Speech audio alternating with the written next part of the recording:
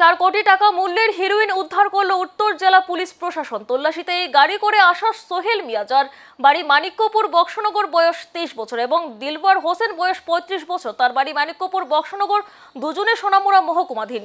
এই দুজনের কাছ থেকে 408 গ্রাম হেরোইন উদ্ধার করা হয়, যার কালো বাজারি মূল্য প্রায় 4 কোটি টাকা।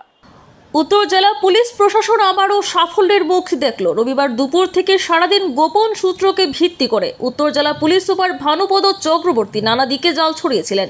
সন্ধ্যা 6টার দিকে বাগবাসা থানাধীন হাইওয়ের উপর একটি গাড়িকে আটক করে, যে গাড়িটির নাম্বারবিহীন শুধুমাত্র একটি টেম্পোরারি নাম্বারের উপর রয়েছে, 2024-এর মার্চ মাসে ক্রয় করা হয়েছে।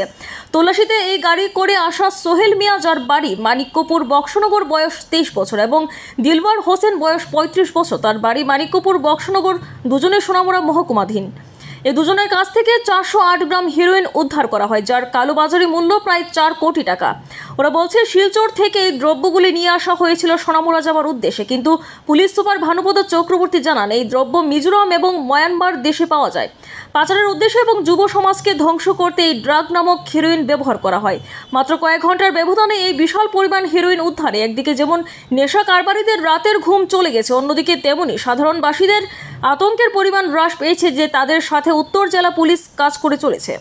Report news vigilante.